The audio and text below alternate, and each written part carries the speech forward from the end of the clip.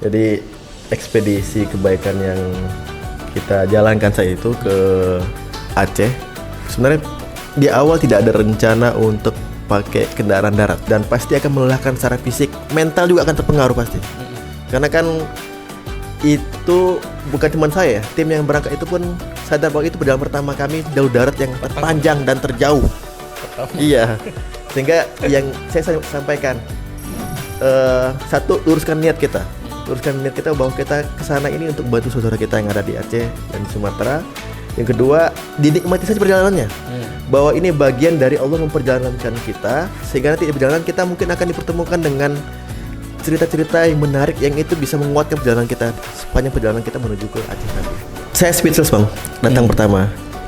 Jujur saya sempat nggak bisa naik air mata saya itu.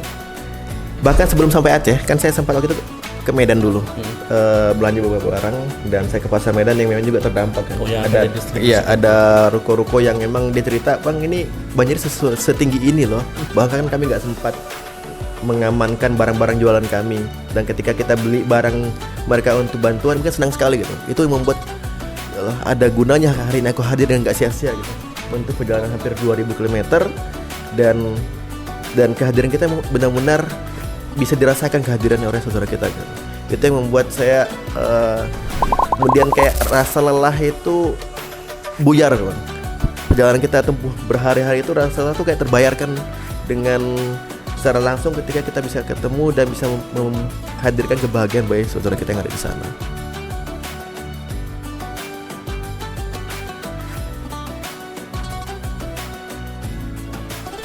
Assalamualaikum warahmatullahi wabarakatuh.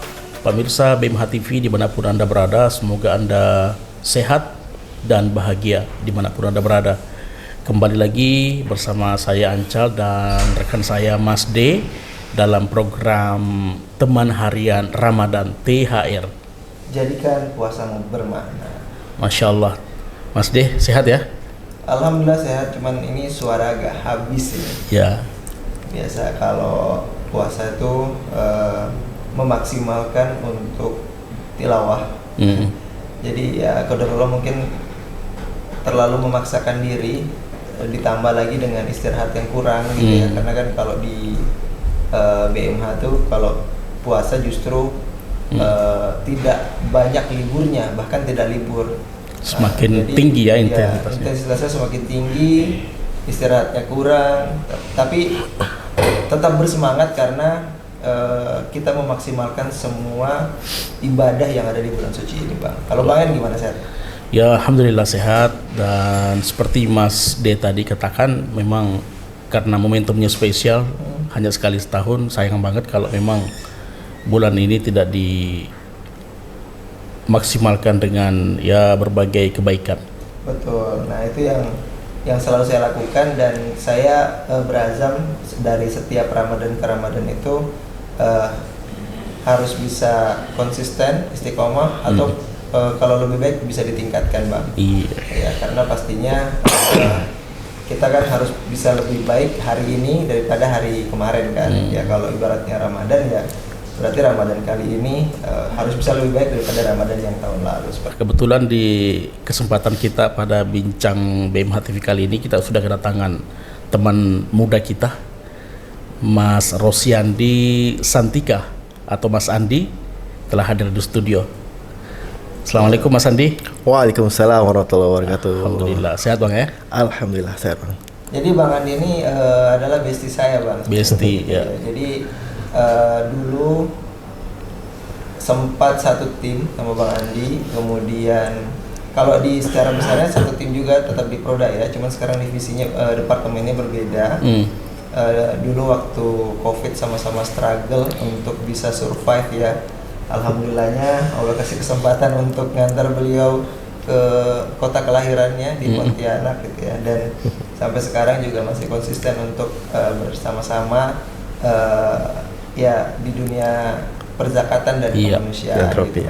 Iya, gerakan filantropi ya. Betul. Dan Mas Andi punya cerita menarik nih tentang ekspedisi perjalanannya ketika terjadi peristiwa musibah yang melanda Sumatera dan Aceh.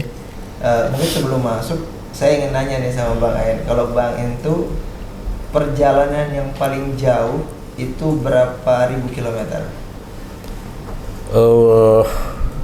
Kalau ribunya belum tahu, tapi pernah menurut saya yang agak jauh itu ke Jambi. Ke Jambi. Tapi itu dalam keadaan yang aman, artinya tidak ada akses jalan yang rusak. Nah, sekarang kita pengen ngulik nih sebenarnya. Bang Andi itu melakukan perjalanan terjauhnya menempuh jarak sekitar 2000 km dari Depok menuju Aceh. Nah, ini kita akan kulik di situ apa kira-kira motivasinya Bang Andi sehingga menempuh perjalanan sejauh itu gitu untuk membantu saudara-saudara kita di Aceh, Bang. Dari Depok ke Jakarta, nyebrang lagi sampai kemudian ke Sumatera. Apa ceritanya dari perjalanan ini, Bang Andi? Ya, terima kasih sebelumnya Bang Ayan sama Mas Dian. Jadi ekspedisi kebaikan yang kita jalankan saya itu ke Aceh. Sebenarnya di awal tidak ada rencana untuk pakai kendaraan darat. Jadi waktu dapat instruksi malam ya waktu itu, Pak Andi siap menggantikan Mas Dian ya, waktu itu kan waktu itu Mas Dian terakhir ya. Ya, kedua. Jam kedua kan, saya bilang oke, Bismillah. Nah, saya cari itu tiket pesawat kan dengan budget yang tersedia, cari-cari, kok nggak dapat ini. Adanya rata-rata transit semua. Tidak dapatnya karena memang itu lagi high season juga. Selain lagi ada bencana banyak traffic tinggi relawan, juga lagi musim libur waktu itu kan salah. Waktu itu mau Natal. Iya, mau libur Natal akhir tahun Desember kan, ya? Nataru. Makanya kita nyari pesawat itu susah sekali.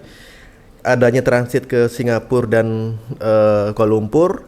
Kalau yang langsung itu harganya udah nggak ngotak, udah sekitar 10 jutaan lebih satu trip per orang. Kita waktu itu kurang lebih saya 4 orang. Itu baru berangkat doang gitu kan.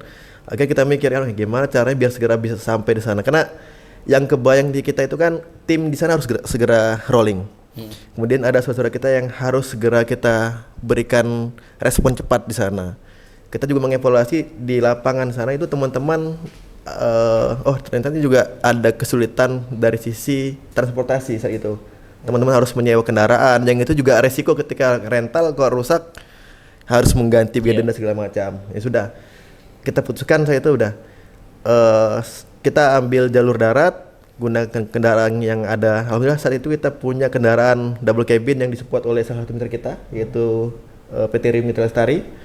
Itu yang kita gunakan untuk berangkat dari Depok ke Aceh Tamiang, kurang lebih hampir 2000 km perjalanan. Itu hampir 3 hari lebih. 3 hari 3 malam. Berarti 36 jam. Ya. Kalau di Google Maps sebenarnya nggak sampai, cuma 1 hari lebih. Itu tanpa berhenti. Tentu dalam perjalanan ini dengan waktu tempuh yang jauh dan juga tentu tenaga drivernya juga mungkin terbatas. Betul. Ya, nggak semua mungkin barangkali bisa menghandle tugas-tugas menyetir atau sebagainya. Apa yang Mas Andi ambil katakanlah dari perjalanan itu kemudian sampai ke Aceh yang menjadi pengalaman menarik dari perjalanan itu? Ya, kami di tim itu sadar bahwa perjalanan itu nggak akan mudah, cukup panjang dan pasti akan melelahkan secara fisik, mental juga akan terpengaruh pasti. Karena kan itu bukan cuma saya, tim yang berangkat itu pun sadar bahwa itu perjalanan pertama kami jalur darat yang terpanjang dan terjauh.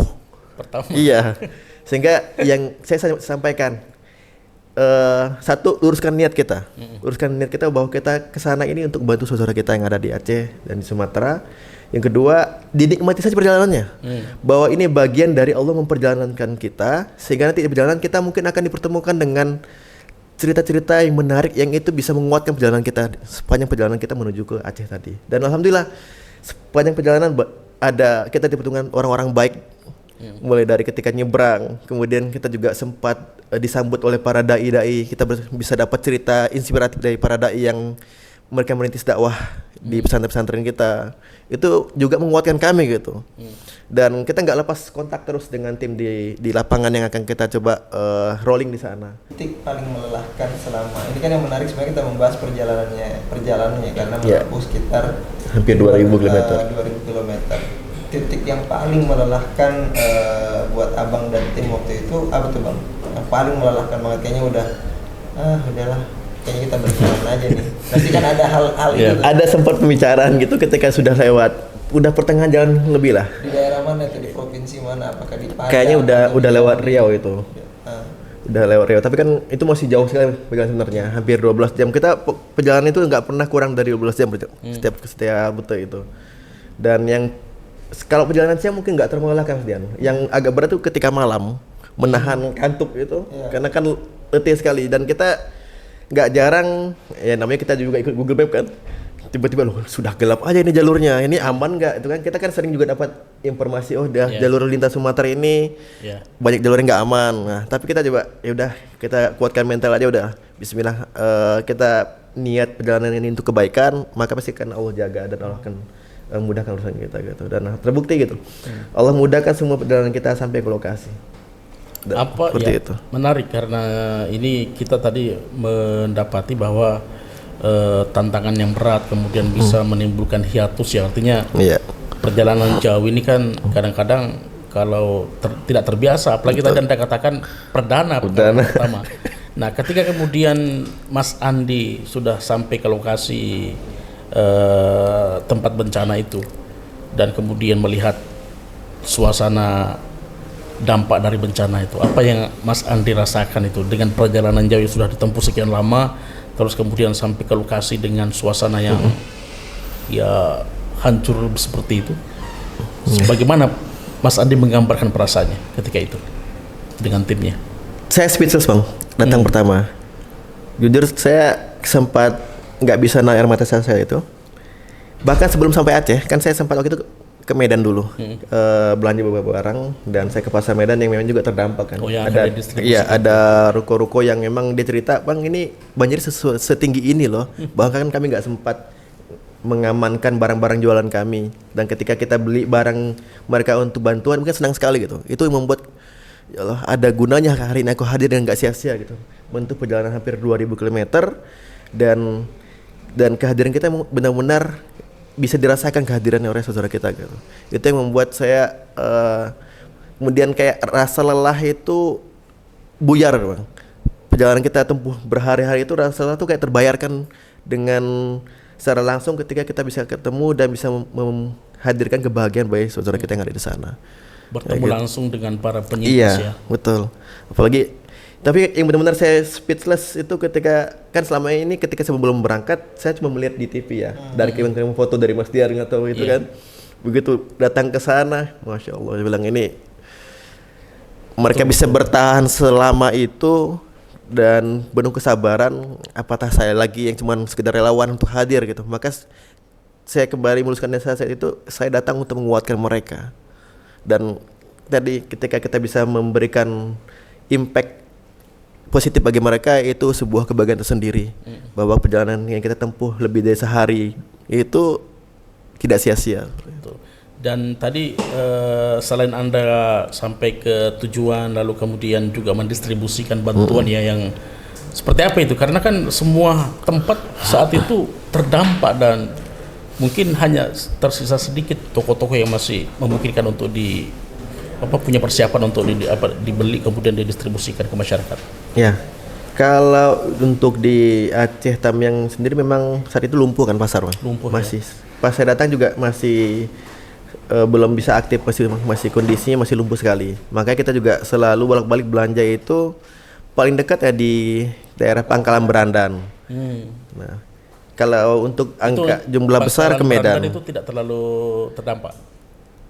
Enggak terlalu terdampak gitu. Kalau yang terdampak masih di daerah Langkat itu masih, tapi tidak separah di Tamiang kayaknya. Seperti itu. Nah, jadi kalau teman-teman kita mau belanja logistik sembako segala macam, kita masih bisa belanja di daerah Pangkalan Berandan. Tapi kalau yang kita nggak bisa dapatkan di Pangkalan Berandan itu kita pergi ke Medan. Kayak kalau seandainya kita mau beli solar panel segala macam hal elektronik yang besar, itu nggak bisa di situ. Untuk kebutuhan BBM ya. Itu harus ke sana. Nah, BBM pun kita beberapa kali agak sulit dan kita harus ngisinya ke Medan. Karena itu sempat rebutan juga. Kayak gitu. Ya, dalam situasi yang seperti itu bagaimana cara Anda bertahan itu? Maksudnya dengan situasi yang tidak mudah, tapi kemudian bisa terus bergerak. Ya, karena memang kita sadar bahwa kita ini adalah pekerja-pekerja sosial yang terjun di dunia filantropi, dan sebagai seorang relawan udah menanamkan dalam diri Bang bahwa ketika kita di lapangan kita nggak mikir cari tempat enak untuk bisa beraktivitas. Kita sudah paham bahwa lapangan nggak akan ideal. Betul. Kita pasti akan mengalami kondisi-kondisi baik itu ketemu secara orang, kemudian medan yang juga tidak ideal, itu sudah menjadi hal yang pasti akan kita temui. Nah, tinggal bagaimana kita melakukan coping diri yang baik. Bahwa kita ini relawan untuk membantu menguatkan. Kalau kemudian kita mengeluhkan situasi, maka kehadiran kita yang sudah jauh-jauh itu akan sia-sia. Itu yang coba kita tanamkan dalam kita sendiri. Nah, qadarullahnya nih Bang Ain, jadi saya sama Bang Andi tuh nggak ketemu. Padahal harusnya saya nungguin Bang Andi. Gitu kan. Betul. Sehingga proses bertemu dan transisinya itu hanya by phone. Nah, ini sebenarnya belum pernah saya tanyakan sama Bang Andi. Nah, sebenarnya pasca Abang datang dan Abang melihat kondisi di lapangan yang seperti itu dengan program-program yang sudah kami lakukan sebelumnya, apa respon Abang dan apa yang Abang bisa dapatkan tuh dari yang sudah saya tinggalkan?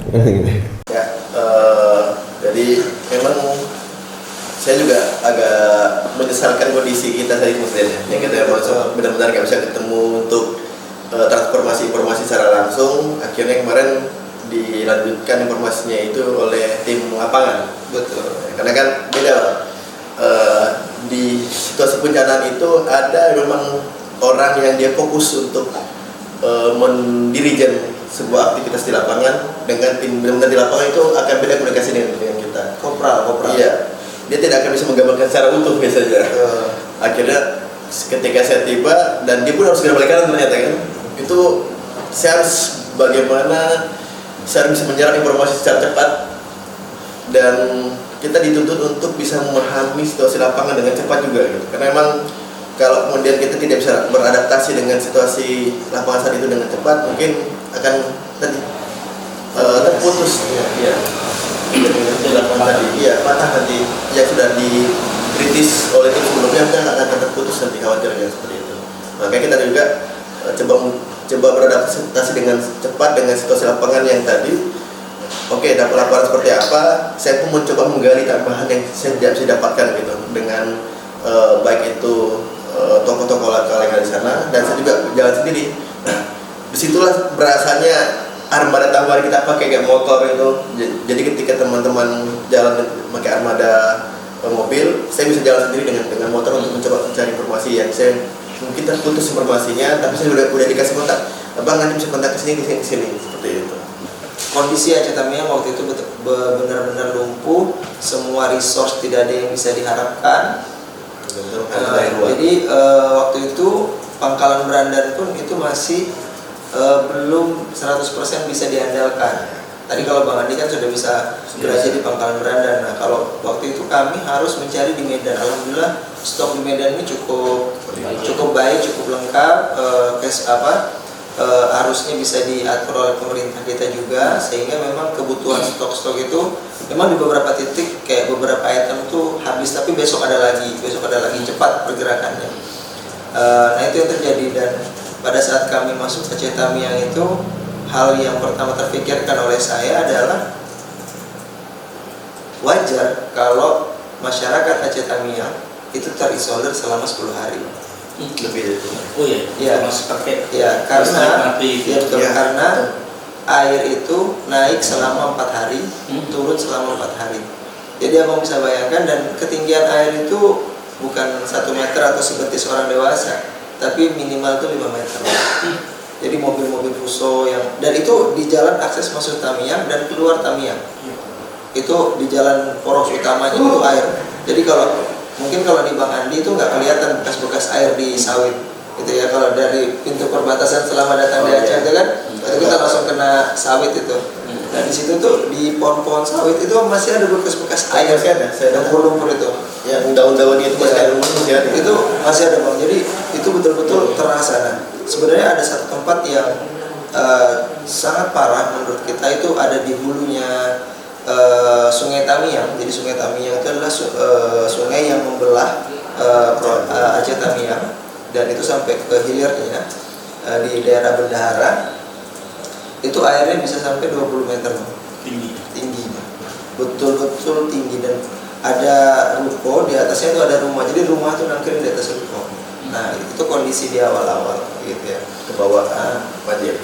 ke bawah banjir. Jadi saking derasnya airnya. Nah, itulah yang terjadi, dan di awal-awal banyak relawan yang ingin membawa bantuan, tapi tidak bisa karena memang akses yang terputus seperti itu. Di Bukit Semadam juga terputus, betul. Ya cukup seperti tsunami juga ya. Ya kalau kata mereka ini tsunami kedua. Memang aksesnya cukup sulit ya. Apa yang kemudian bagi Mas Andi yang sangat berkesan ketika kemudian melihat realitas di depan mata masyarakat Aceh, katakanlah tadi ini tsunami kedua, tidak mudah sekali. Apa yang Mas Andi lihat dari wajah-wajah mereka? Kalau saya ketika ketemu mereka yang mereka tidak menyerah dengan kondisi mereka itu, yang saya luar biasa. Dan masih banyak kok mereka yang kemudian di tengah kesulitan mereka saat itu, mereka juga masih ingin terlibat membantu. Itu yang saya luar biasa. Hati-hati mereka itu tidak banyak orang yang punya hati seperti itu. Mereka sendiri kesulitan, mereka juga korban, tapi mereka mau terlibat dengan kita sama-sama membantu saudara yang lain. Bukan hanya sehari dua hari malahan gitu, bahkan intens dengan kita untuk membantu. Dan mereka sangat bersemangat sekali gitu. Itu yang membuat saya, Masya Allah, ini orang hati terbuat dari apa, itu yang membuat saya terlanjur sekali. Sebenarnya saya pengen tahu nih, kan karena Bang Andi kan yang langsung mengawal tadi program recovery ini. Ini yang menarik diulik nih gitu. Jadi program recovery-nya ini sebenarnya seperti apa sih, dan apa yang teman-teman lakukan di sana gitu bentuknya? Ya. Jadi konsep program recovery rumah itu kita kan namanya recycle house. Jadi karena kita melihat ini, kita kemarin fokus untuk menuntaskan satu lokasi yang kita bisa fokusin, yaitu di Kampung Semadam. Nah, kita coba evaluasi bahwa ternyata rumah-rumah mereka yang terdampak itu ada yang bergeser segala macam, material mereka masih banyak bisa digunakan lagi. Artinya tidak butuh biaya besar untuk kemudian mereka pergi. Dan kita ingin mempercepat supaya mereka punya rumah yang bisa ditempati. Karena kan sudah mau Ramadan segala macam, kalau mereka masih di tenda terus, ya kasihan, rentan penyakit segala macam aktivitas. Makanya konsep recycle house ini kita angkat bahwa kita berikan bantuan, mereka nanti bergotong royong. Warga yang kita bantu, kita bentuk kelompok, nanti satu kelompok itu bertanggung jawab dengan rumah-rumah dari masing-masing kelompok mereka. Mereka lah nanti akan gotong royong dengan tim kita memperbaiki rumah-rumah yang ada, mulai dari memilah barang-barang material yang bisa digunakan lagi, kayu, seng, segala macam dipilah, kemudian nanti baru material yang kurang kita berikan, tambahkan. Ada yang bahkan bantuannya itu kita dengan warga sama-sama menggeser, ngangkat. Itu kan juga untuk gotong royong luar biasa, benar-benar memindahkan rumah dari yang karena kegeser dari ke bawah air kan. Nah itu coba kita lakukan. Sampai sekarang sudah ada berapa rumah yang terbangun sejak kedatangan Abang, dan sekarang Abang sudah bergabung kembali ke Jakarta ini? Untuk tahap 1 itu ada kurang lebih 18 rumah. 18 rumah.